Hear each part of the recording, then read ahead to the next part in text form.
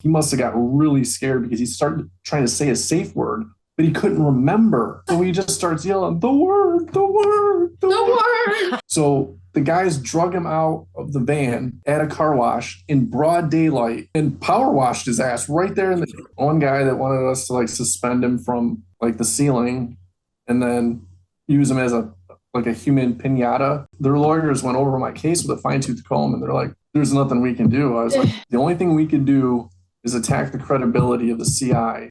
You know, I had covered all the physical bases, but I hadn't thought about, my mental. Yeah, like the internal stuff. Yeah, like my mental health. Yeah, my mental health. Now I don't want to do it, but I ain't afraid to die. Lord knows I ain't perfect. I ain't trying to tell a lie. It's understood and I ain't hearing all that woulda, coulda, shoulda. Trying to say you want peace, then you burn.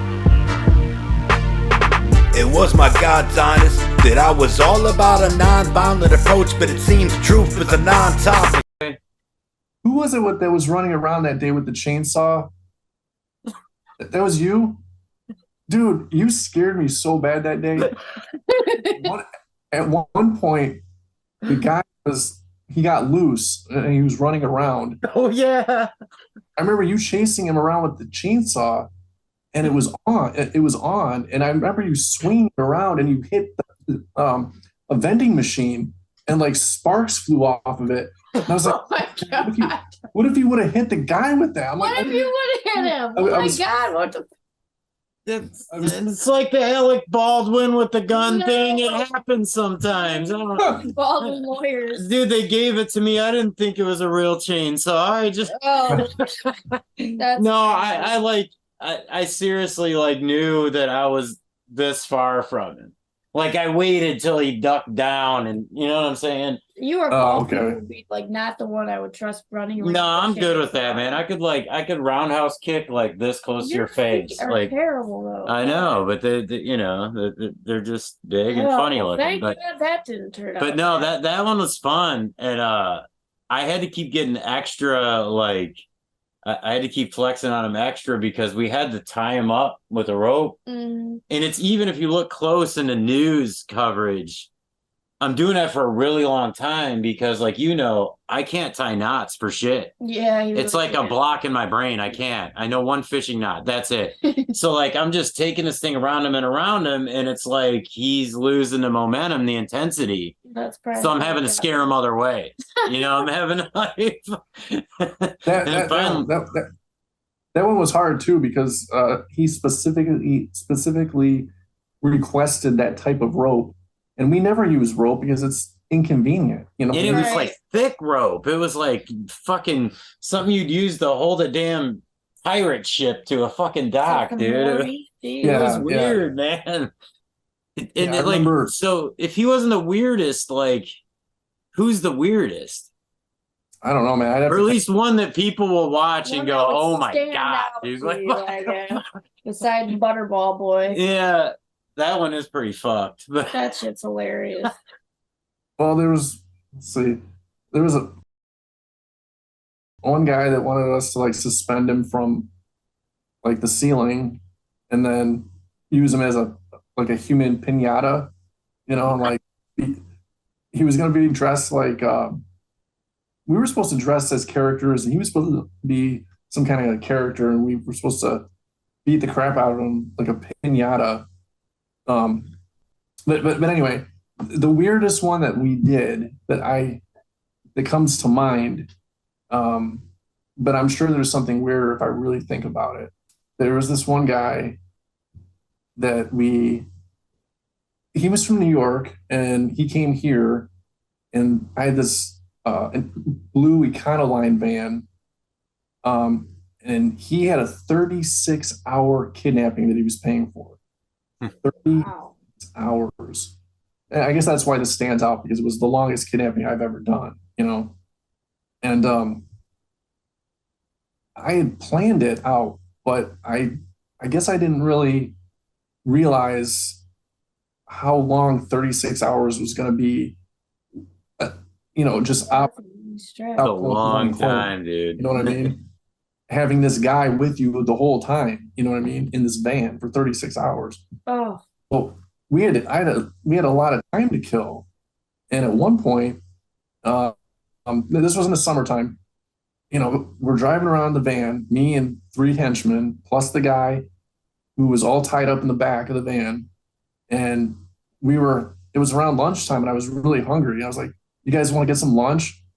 So we went to A&W with the guy all tied up and duct taped in the van.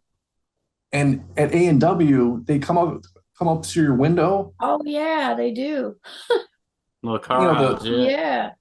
And so I gave him my ordered for everybody, and we got the guy a cheeseburger, and the girls didn't see him, but they brought our food and everything through the window. And so we're all eating there at A&W. We let the guy one hand free so he could eat, and he made a mess. He got it all over himself. And we were mad at him, so they started smacking him in the head. You moron, So he had mustard and ketchup all over himself. So I had the idea to go to a car wash, power wash him. So the guys drug him out of the van at a car wash in broad daylight and power washed his ass right there in the all bay. Tied up and everything. Yeah, right there in the bay. Holy Power washed shit. him. And we were laughing. So at that point, it went off the rails a little bit. And so I'm thinking, let's just wing this for the rest of the day. Because I know what's happening tonight and tomorrow, but we still like all day to kill. So we drove to Pine Knob. There was a big concert going on. And this was at a time where I had like signage, like magnetic logos and stuff for vehicles. So we slapped on the Extreme Kidnapping logos on the van, so everyone could see them clearly. And we went to Pine Knob and we're in the parking lot, and you know how people party out in the parking lot, for concerts, So we pulled a guy out, and we had an office chair in the van. We put him in the office chair, duct taped him all the way up to this chair, so he's like mummified in this chair. That's good advertisement right there. And we're out there, and the van's got the signs on, and people are walking by like, what the hell? And they come up and talk to us, and I tell them, extreme kidnapping, blah, blah, blah, blah, blah, So that's like an ultimate billboard, dude. That's amazing. We just took advantage of an opportunity, and people wanted to get their picture taken with the guy. So chicks were sitting in his lap, and we're taking pictures of them. Oh man. It was pretty funny. That part was pretty cool. And so after that, we took him to a seedy motel in Pontiac. Like it was a roach motel. And we got 2 rooms right next to each other. We tried to, we were messing with him. Like we taped Wonder Bread to his face and his ears. Made him do push-ups and stuff like that. Oh, I remember that. And they took him outside and made him run around, and there were hookers outside and all this other stuff. I mean, it was a really fun time. But the next day, we took him out in the woods because he did something that pissed us off, and we said we were gonna bury him out in the woods. So we got shovels and we went out in the woods. This was like in North Oakland County, and the woods in Pontiac. I went deep in the woods in the van as far as I could go, and the guys took him out of the van and started walking him down a trail. And when they found a spot that had soft earth, I guess you could say, and started digging. So he dug and he dug and he dug, and I mean they were out there for a couple hours. So I don't know how deep the hole was, but I know it was hot that day. And the one guy was the guy who ultimately ratted me out. Him and his partner had him doing the digging, right? So he was in the hole digging his own grave, right? Oh. And at that point, I guess he got so hot and he just was tired of them talking, yelling at him and stuff, and I guess he just snapped and he threw a shovel full of dirt in the guy's face, right? Oh, good. my bodyguard guy, Oh, who ultimately fucking snitched me out. deserved it. But this guy was kind of a hothead too, though. So Oh he God. had a baseball bat with him, and it was a wiffle ball bat, but it was all taped up with duct tape, so it would be thicker. You know, it couldn't really hurt anybody, but if you beat somebody with it, they know they're getting whooped on. Yeah, you feel that shit. So he jumps in the hole and starts beating this guy like mercilessly with the wiffle ball bat all taped up. I mean, he was going to town on him. Like, he was not sparing. He wasn't even pretending not to be pissed. He was just pummeling this guy. And the guy got scared. He must have got really scared because he started trying to say a safe word, but he couldn't remember. That happened when I did one. They couldn't remember the word. So he just starts yelling, the word. The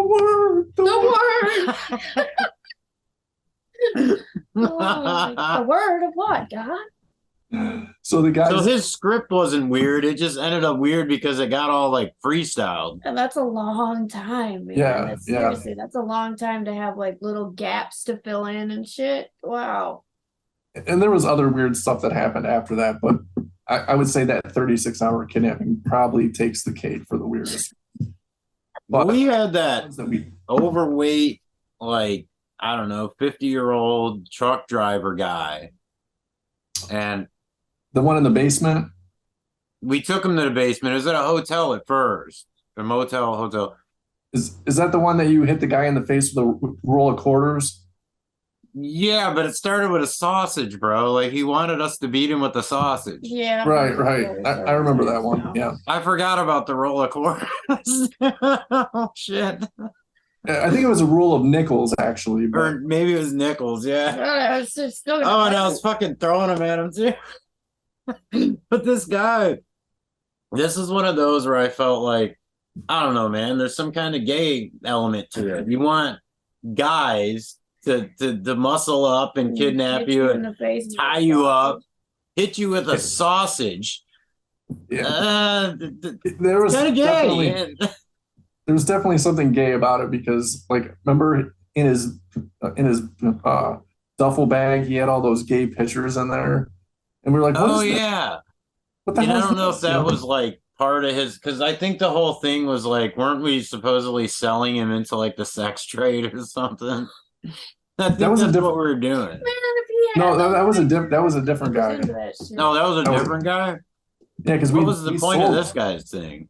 No, because the one you're thinking of, we sold a guy to Percy Sweetwater. Remember? Oh yeah, the pimp. That's Tone, the fucking Prince impersonator I showed you. Oh my God, that's so. See, that's what people need to know, man. Is like you had character like you had method actors and fucking props and storylines and that shit. Yeah, man, it was cool as shit, honestly. It's a damn shame that show never got to. It's like you're being the goon, and then Adam comes back later. You're like, so how did the pimp do? Oh, the pimp did great. All right, cool. Yeah, like it really was fun, but like that's why I asked if you were getting these people off of like weird websites and shit, because just the strange things like the penny loafers, the sausage, the this, the that. It was very specific stuff. Like these people wanted really strange, specific things. Well, humans are weird and depraved. They always forget their safe word, though.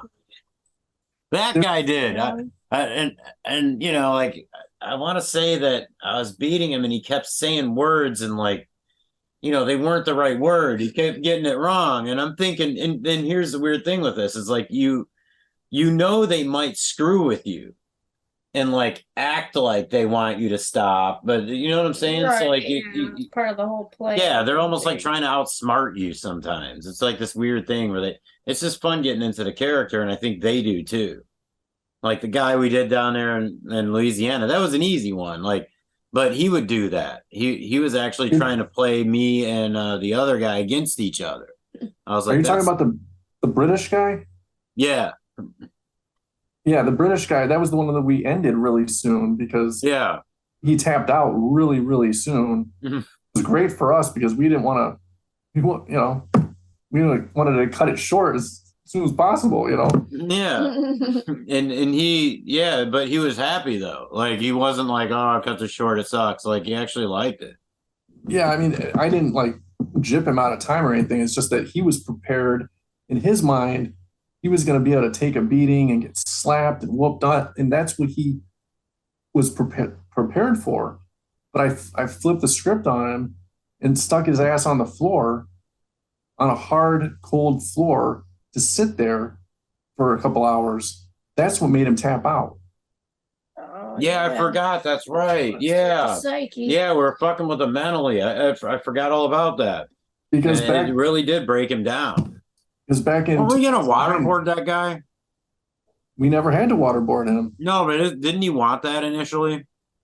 I think that was on the table. But I just was looking for, you know, to change it up on him because I knew he wanted a more physical, you know, he was going to, be the tough guy, you know, I'm taking a beating, blah, blah, blah, you know.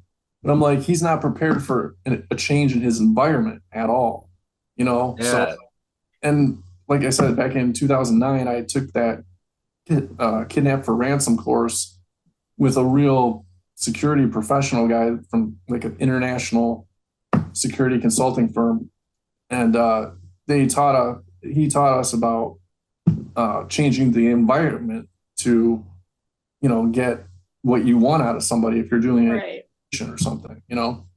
And that guy looked ripe for that because he was an older guy, and you know, you don't want to be sitting on some cold, hard floor, handcuffed to a. Yeah, he had a really nice suit on. It seemed like he was used to being pretty comfortable. Sitting on the floor of the drunk tank for like exactly. He was used to being very comfortable. Oh God, I just want to get out of here. Fuck, I'll do anything. Oh God, let me out. And then those assholes. That's how cops get a lot of people to rat, man. They just make you just want it over with. You just want the fuck out of there. Or rat or give yourself up. You just want it over with. Yeah. You're not even thinking.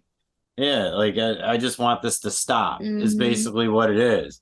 And it's crazy. That's why people give false confessions. Yeah, you give a false confession just to make it go away so you can, you know, have them stop. But yeah, like you had the show, and like the whole time that you're working on them with the show, are you awaiting sentencing and they don't know about that, or